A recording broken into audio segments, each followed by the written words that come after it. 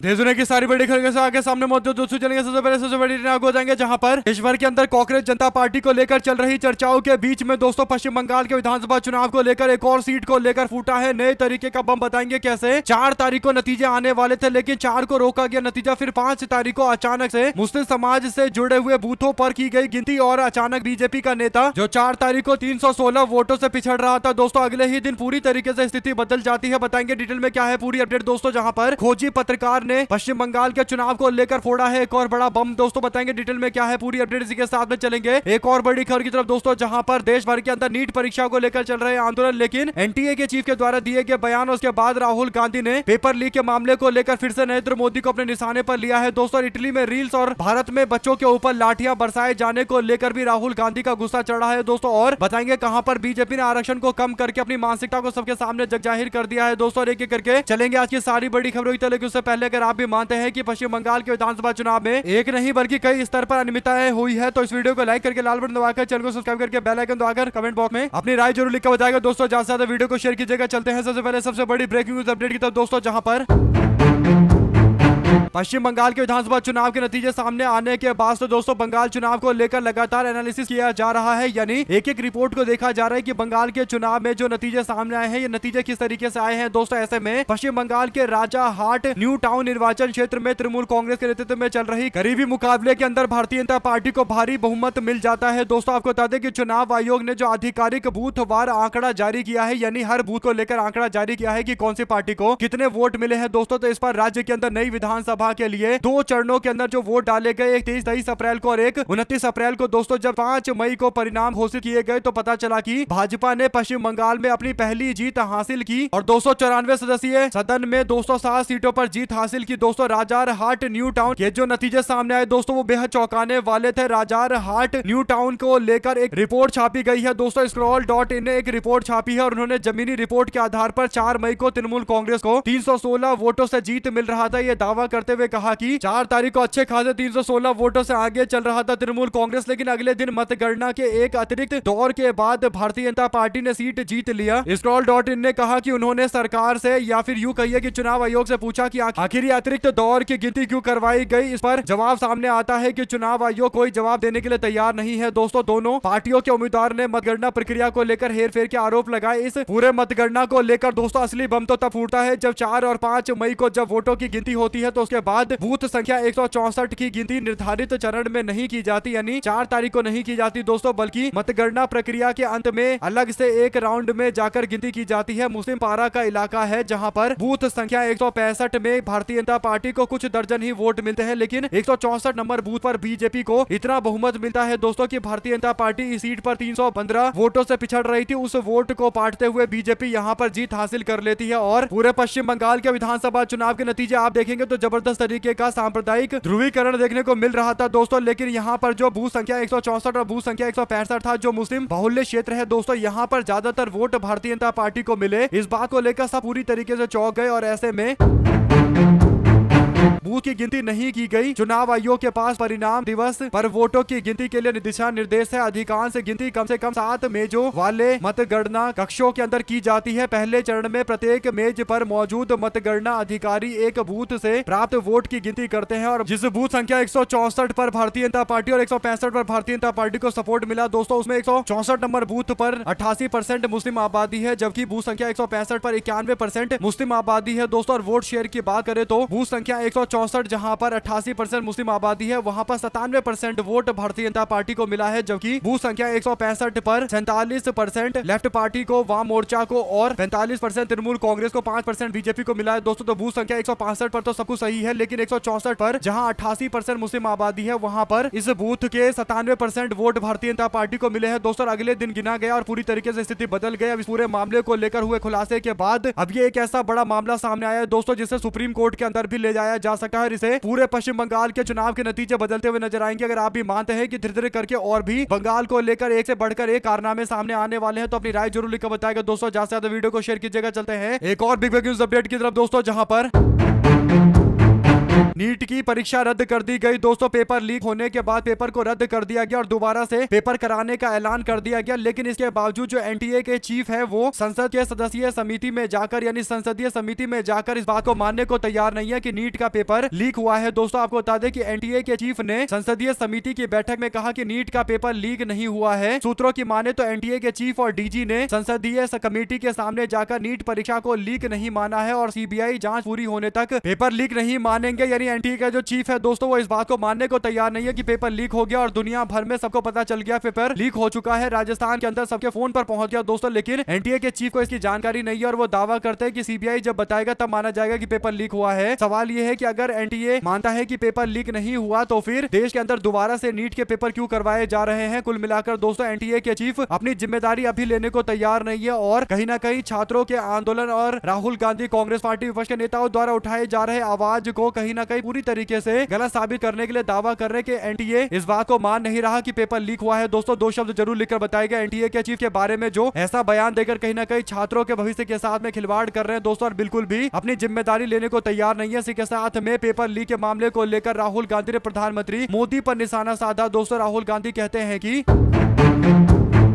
जब मोदी जी इटली में टॉफी खिलाते हुए रील बना रहे थे, पेपर लीक से त्रस्त भारत के युवा सड़क पर न्याय मांग रहे थे क्योंकि नीट पेपर लीक ने लाखों छात्रों के भविष्य को बर्बाद कर दिया। कई बच्चों ने तो अपनी जान गंवा दी और मोदी जी ने ना तो जिम्मेदारी ली, ना ही धर्मेंद्र प्रधान ने कोई जिम्मेदारी लिया और ना धर्मेंद्र प्रधान को हटाया गया, ना एक शब्द कहा गया। जब छात्र एनएसयूआई और कांग्रेस पार्टी के कार्यकर्ता आवाज न्याय की उठाते हैं, बीजेपी की प्रदेश सरकार उनके ऊपर लाठियां बरसाती है। जो सरकार छात्रों के सवाल का जवाब लाठी से देती है वो जवाबदेही यानी अकाउंटेबिलिटी से नहीं चलती है बल्कि डर से चलती है। पर हम डरने वाले नहीं हैं, हम तब तक नहीं रुकेंगे जब तक धर्मेंद्र प्रधान का इस्तीफा नहीं हो जाता। इस्तीफा नहीं देते देश में पेपर लीक रोकने के लिए एक मजबूत और सुरक्षित सिस्टम नहीं बनता और लड़ाई हर उस छात्र के लिए है जिसके भविष्य को नाकाम करने की सरकार कोशिश कर रही है। कुल मिलाकर दोस्तों एनटीए का चीफ तो मानने को तैयार नहीं है कि पेपर लीक हुआ और उसके बाद राहुल गांधी और कांग्रेस पार्टी के कार्यकर्ता जो विरोध मोर्चा निकाल रहे हैं दोस्तों, इससे पता चल रहा है कि कहीं ना कहीं बीजेपी वाले मामले पर कन्नी काटने की कोशिश कर रहे हैं दोस्तों। लेकिन सवाल यह है कि एनटीए का चीफ पहले माने तो कि पेपर लीक हुआ है और इससे पता चल रहा है कि कहीं ना कहीं पूरी तरीके से भाजपा सरकार डिनायल मोड में चल रही है। दोस्तों कोई जिम्मेदारी किसी की तय नहीं हो रही, केवल हवाबाजी के आधार पर सारा काम चल रहा है, पूरा सिस्टम चल रहा है। दो शब्द जरूर लिखकर बताएगा, ज्यादा से ज्यादा वीडियो को शेयर कीजिएगा। चलते हैं एक और बड़ी अपडेट दोस्तों, जहां पर भारतीय जनता पार्टी की मानसिकता सबके सामने जगजाहिर हो गई है। दोस्तों जो अपडेट है वो ये कि पश्चिम बंगाल के अंदर बीजेपी ने ओबीसी आरक्षण को 17% से घटाकर 7% पर लाकर खड़ा कर दिया है। दोस्तों आपको बता दें कि एक रिपोर्ट छपी है जिसमें पश्चिम बंगाल के अंदर बीजेपी ने पिछड़ों यानी ओबीसी के आरक्षण को 17% से घटाकर 7% कर दिया। बीजेपी इस देश के अंदर सबसे बड़ी पिछड़ा विरोधी पार्टी है। संजय सिंह आम आदमी पार्टी के नेता कहते हैं कि पश्चिम बंगाल सरकार बनते ही बीजेपी ने पिछड़ों के आरक्षण को 17% से 7% पर लाकर खड़ा कर दिया और देश के पीड़ितों शोषितों को एकजुट होना होगा, वरना बीजेपी पूरे देश के अंदर दलितों, पिछड़ों और आदिवासियों का आरक्षण खत्म कर देगी। कुल मिलाकर दोस्तों भारतीय जनता पार्टी की नई सरकार बनी उसके बाद मुस्लिम समाज के लोग जिनको ओबीसी कैटेगरी के तहत आरक्षण मिल रहा था दोस्तों, मुस्लिम समाज के लोगों का लिस्ट से नाम हटाया गया और उसके बाद आरक्षण जो पहले 17% था उसको घटाकर 7% कर दिया गया। दोस्तों इस पर आप लोग अपनी राय जरूर लिखकर बताएगा। चलते हैं एक और बड़ी अपडेट की तरफ, जहां पर बंगाल को लेकर एक और ऐसा सनसनीखेज दावा किया गया है दोस्तों जिस पर कई तरीके के सवाल उठे हैं। 2026 के पश्चिम बंगाल के विधानसभा चुनाव में जो वोट डाले गए दोस्तों, तो लोगों ने एवरेज टाइम निकाला कि कितने देर में लोगों ने वोट डाला, तो इसमें जो आंकड़ा सामने आया दोस्तों वो काफी चौंकाने वाला है। आपको बता दें कि पहले फेज के अंदर 7 बजे सुबह से लेकर 9 बजे के बीच में 42 सेकंड के अंदर एक व्यक्ति ने वोट डाला है। ऐसे ही 9 से 11 बजे दिन के अंदर 39.7 सेकंड के अंदर लोगों ने वोट डाला है, जो काफी तेज है दोस्तों। जबकि फेज 2 के अंदर भी इसी तरीके का आंकड़ा है। जबकि भूटान के अंदर वोट डालने के लिए 106 सेकंड का इस्तेमाल होता है, ब्राजील में 123 सेकंड का इस्तेमाल होता है। इसके बाद पूछा गया कि ये बताइए कि आखिर जहां पर 60 सेकंड से ज्यादा का टाइम एवरेज चाहिए होता है वोट डालने के लिए, वहां पर बंगाल के अंदर इतने कम सेकंड के अंदर वोट कैसे डाल दिए गए, यानी 39.7 सेकंड में 9 बजे से 11 बजे के आसपास वोट कैसे डाल दिए गए। इन्हीं आंकड़ों के इर्द गिर्द पूरा का पूरा सवाल खड़ा किया जा रहा है दोस्तों। इस पूरे मामले पर तर्क के आधार पर चुनाव आयोग से सवाल पूछे जा रहे हैं। अब देखते हैं चुनाव आयोग का कोई जवाब इस पर आएगा या नहीं आएगा दोस्तों। साथ ही साथ देश के अंदर धीरे धीरे करके संकट लगभग हर क्षेत्र के अंदर बढ़ता चला जा रहा है दोस्तों। अब जो अपडेट है वो ये कि एसबीआई के कर्मचारियों के लंबे समय से लंबित मामले को लेकर गहरी चिंता जताते हुए गुरजीत सिंह औजला ने एक लेटर लिखा है दोस्तों। गुरजीत सिंह औजला जो लोकसभा के मेंबर है, अमृतसर पंजाब के कांग्रेस पार्टी के नेता है दोस्तों, उन्होंने देश की फाइनेंस मिनिस्टर यानी वित्त मंत्री निर्मला सीतारमण को एक चिट्ठी लिखी है दोस्तों, जिसमें मांग किया गया है कि एसबीआई के लोगों के द्वारा जो मांग की जा रही है, उनके जो काफी लंबे समय से मांग है, उस पर सरकार को अपना रुख स्पष्ट करना चाहिए और मांग को मानते हुए एसबीआई कर्मचारियों के आंदोलन को यानी उनके हड़ताल को रोकना चाहिए। दरअसल दोस्तों एसबीआई के कर्मचारियों ने 25 और 26 मई 2026 को राष्ट्रव्यापी हड़ताल का प्रस्ताव रखा है दोस्तों। दशकों के बाद संदेश वाहकों की भर्ती ना होना यानी स्टाफ की कमी होना और आर्म्ड गार्ड की भर्ती कम होना यानी दोस्तों जो एसबीआई बैंक में सुरक्षा देते हैं सशस्त्र गार्ड दोस्तों, उनकी भी कमी हो गई है। आउटसोर्सिंग में वृद्धि की जा रही है यानी एसबीआई में काम करवाने के लिए, बैंक में काम करवाने के लिए बाहर से लोगों को लाया जा रहा है। डायरेक्ट भर्ती नहीं हो रही, आउटसोर्सिंग चल रही है, कॉन्ट्रैक्ट पर लोग लाए जा रहे हैं। कर्मचारियों को एनपीएस यानी नई पेंशन स्कीम अधिकारों से वंचित करना गंभीर मुद्दे हैं जिन पर तत्काल यानी तुरंत हस्तक्षेप करने की जरूरत है। और सार्वजनिक क्षेत्र के अंदर बैंक राष्ट्र की अर्थव्यवस्था का स्तंभ होते हैं और कर्मचारी उनकी रीढ़ होते हैं। उनकी जायज चिंताओं को सुनाया जाना चाहिए और सार्थक संवाद के माध्यम से समाधान किया जाना चाहिए। मैं वित्त मंत्री फाइनेंस मिनिस्टर निर्मला सीतारमण से आग्रह करता हूं कि अधिकारी, कर्मचारी और बैंकिंग सेवा जन विश्वास के हित में तत्काल इस पूरे मामले पर हस्तक्षेप करें, वरना एसबीआई के लोग 25 और 26 मई को हड़ताल पर जाने वाले हैं। ऐसे में दोस्तों बैंकों के लिए स्थिति और ज्यादा खराब होती हुई नजर आएगी। अगर आप भी मानते हैं कि बैंक कर्मचारियों की मांग पर समर्थन करना चाहिए तो अपनी राय जरूर लिखकर बताएगा। ज्यादा से ज्यादा वीडियो को शेयर कीजिएगा। चलते हैं एक और बड़ी अपडेट तब दोस्तों, जहां पर पश्चिम बंगाल के अंदर आरपीएस ग्रुप के चार्टर प्लेन में पश्चिम बंगाल से दिल्ली आते हैं भारतीय जनता पार्टी के नए नए मुख्यमंत्री दोस्तों शुभेंदु अधिकारी यानी आरपीएस ग्रुप जो एक बहुत बड़ा कंपनी है पश्चिम बंगाल के अंदर दोस्तों, जो बीजेपी को अब जमकर चुनावी चंदा देने की तैयारी कर रहा है। इससे पहले ममता बनर्जी को जमकर पैसे पहुंचाया करता था दोस्तों। ऐसे में शुभेंदु अधिकारी की जमकर आलोचना करते हुए लोगों ने कहा कि ये पश्चिम बंगाल से दिल्ली आए हैं, जबकि दिल्ली से दर्जनों ऐसी फ्लाइट चलती है यानी कोलकाता से दिल्ली और फ्लाइटें चलती है जो आराम से कई दर्जने होती है, वहां पर बैठकर आराम से आ सकते थे शुभेंदु अधिकारी। लेकिन ये अलग से स्पेशल चार्टर प्लेन से आए हैं दोस्तों और एक उद्योगपति की कंपनी के चार्टर प्लेन से आए हैं। तो इसे पता चल रहा है कि भारतीय जनता पार्टी और उद्योगपतियों के बीच में जो आपस में बातचीत है दोस्तों वो किस लेवल पर है। आप लोग इस पर अपनी राय जरूर लिखकर बताएगा। ज्यादा से ज्यादा वीडियो को शेयर कीजिएगा। चलते हैं एक और बड़ी अपडेट की तरफ जो दोस्तों, जहां पर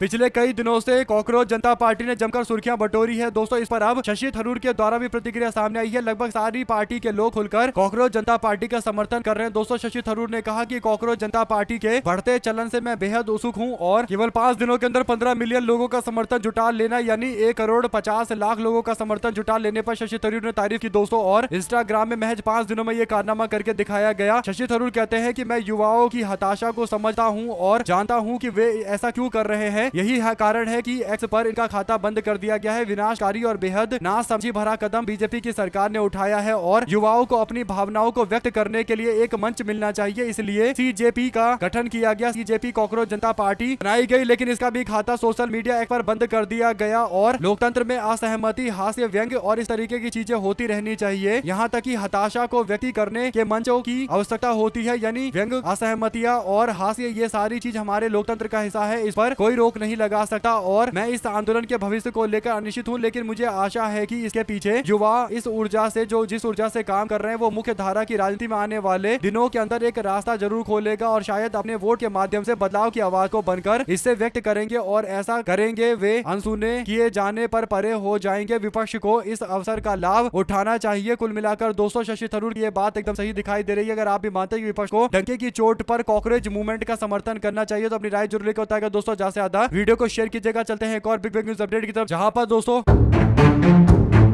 कांग्रेस ने साल 2020 में हाथरस के अंदर हुए सामूहिक दुराचार के मामले को लेकर एक डॉक्यूमेंट्री का हवाला देते हुए बीते दिन अब जो नए तथ्य सामने आए हैं दोस्तों, उसके आधार पर अभियुक्तों के खिलाफ फिर से जांच शुरू करने के लिए बोला गया है और बीजेपी की डबल इंजन सरकार को देश से माफी मांगने के लिए बोला जा रहा है दोस्तों। पार्टी की महिला प्रकोष्ठ की प्रमुख अलका लांबा ने जिम्मेदार पुलिसकर्मियों के खिलाफ कार्रवाई की मांग की और कहा कि यदि हाथरस के मामले में सही जाँच होती है और दोषियों को सजा मिलती है तो ये मामला एक मिसाल बनेगा और अपराधियों के मन में डर पैदा करेगा। सितंबर 2020 में उत्तर प्रदेश के हाथरस के अंदर एक दलित समाज से आने वाली लड़की के साथ में कथित तौर पर सामूहिक दुराचार दुष्कर्म होता है दोस्तों, और ऐसे में दिल्ली के एक अस्पताल में इलाज के दौरान उसकी मौत हो जाती है। उसके बाद गांव के 4 लोग राम कुमार, लवकुश, रवि और संदीप पर अपराध का आरोप लगता है दोस्तों। इस मामले पर राहुल गांधी और प्रियंका गांधी के जानने के बाद यानी प्रशासन को पूरी तरीके से हड़काने के बाद जाकर मामले पर थोड़ी बहुत कार्रवाई होती है दोस्तों। लेकिन अब इस पूरे मामले को लेकर एक बार फिर से जांच पड़ताल करने की मांग की जा रही है दोस्तों, और भारतीय जनता पार्टी से माफी मांगने के लिए बोला गया है। आप लोग अपनी राय जरूर लिखकर बताएगा। साथ साथ चलते हैं एक और बड़ी खबर की तरफ, जहां पर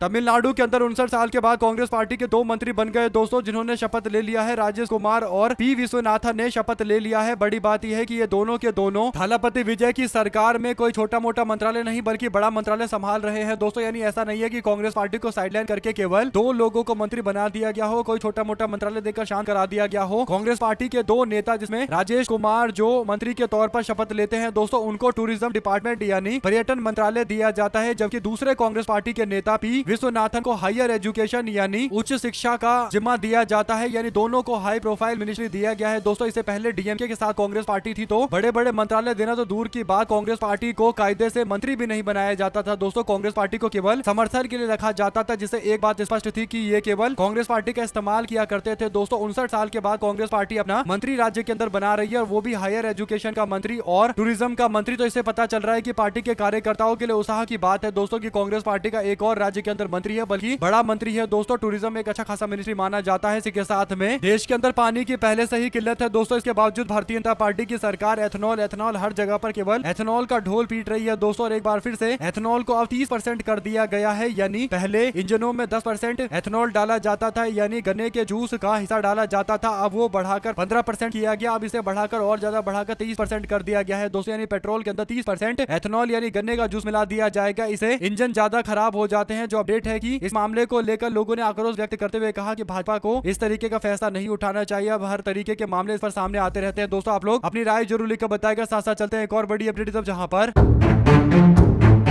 महाराष्ट्र के कोल्हापुर के अंदर कांग्रेस पार्टी के एमएलसी पार्टी के कार्यकर्ताओं के साथ मिलकर आम जनता से मुलाकात करते हुए उनसे भारतीय जनता पार्टी की सरकार में बढ़ाए जा रहे गैस, पेट्रोल और डीजल के दाम को लेकर बातचीत करते हुए उनको एक पैम्पलेट सौंपा जा रहा है दोस्तों, जिसमें साफ तौर पर महंगाई को लेकर नाराजगी जताई गई है। ऐसे में अगर आप भी मानते हैं कि महंगाई के मुद्दे को लेकर भारतीय जनता पार्टी को चौतरफा घेरते हुए कांग्रेस पार्टी हर जगह पर इस तरीके से करे, तो आम जनता के बीच में स्पष्ट तौर पर मैसेज जाएगा कि कैसे भारतीय जनता पार्टी ने आम जनता के ऊपर पूरी की पूरी गरीबी ला दी है दोस्तों, जबकि दूसरी वास्तविकता एकदम अलग है। आप लोग अपनी राय जरूर लिखकर बताएंगे। इस पूरे मामले पर चलते हैं एक और बड़ी खबर की तरफ, जहां पर भारतीय जनता पार्टी और सोशल मीडिया पर दोस्तों खासकर मीडिया वाले जो रिपोर्ट छापते हैं वो ये कि रुपया में उछाल आया है। डॉलर के मुकाबले 63 पैसे रुपया मजबूत हुआ है दोस्तों। बड़ी बात यह है कि एनडीटीवी इंडिया के द्वारा ये रिपोर्ट छापी गई है दोस्तों, और ये रिपोर्ट इसलिए छापी गई है क्योंकि शाम होते होते नरेंद्र मोदी को लेकर कोई रिपोर्ट सामने नहीं आई। ऐसे में अगर आप भी मानते हैं कि सुनियोजित तरीके से हो रहा है, इसका कोई असर नहीं पड़ेगा, तो अपनी राय जरूर लिखकर बताएगा। साथ साथ चलते हैं एक और बड़ी अपडेट तब दोस्तों, जहां पर उत्तर प्रदेश के अंदर जमकर पावर कट चल रहा है दोस्तों। यानी भीषण गर्मी है और दूसरी ओर उत्तर प्रदेश के अंदर लोगों को बिजली कट का सामना करना पड़ रहा है। जब देखो तब लाइट नहीं आ रही होती है दोस्तों। इसे काफी ज्यादा गुस्सा शहरी क्षेत्रों में देखने को मिल रहा है, जहां पर योगी आदित्यनाथ सरकार के दावे से इतर लोग गर्मी में जबरदस्त तरीके से परेशान चल रहे हैं दोस्तों। इसके बाद पावर मिनिस्टर यानी बिजली मंत्री AK शर्मा कह रहे हैं कि बेतहाशा गर्मी के चलते बिजली की मांग आसमान पर है। उत्तर प्रदेश के अंदर पीक डिमांड जिसे पूरा किया गया है वो 3,400 यानी 30,458 मेगावाट था। गर्मी और ओवरलोड के कारण बिजली संयंत्रों में खराबी देखी जा रही है। हमने और हमारे पूरे डिपार्टमेंट ने विद्युत परिवार आपको निर्बाध बिजली देने के लिए पूरी तरीके से तत्पर है। यानी आम जनता से बोल रहे हैं कि हम बिजली मुहैया करवाएंगे। सवाल ये है दोस्तों कि इतने दिनों से लोग त्राहिमाम कर रहे हैं, और आने वाले दिनों के अंदर लगभग एक हफ्ते तक और ज्यादा देश के अंदर इस तरीके की गर्मी होगी तो सारी जिम्मेदारी निभानी पड़ेगी दोस्तों। आप लोग अपनी राय जरूर लिखकर बताएगा। चलते हैं एक और बड़ी अपडेट तब, जहां पर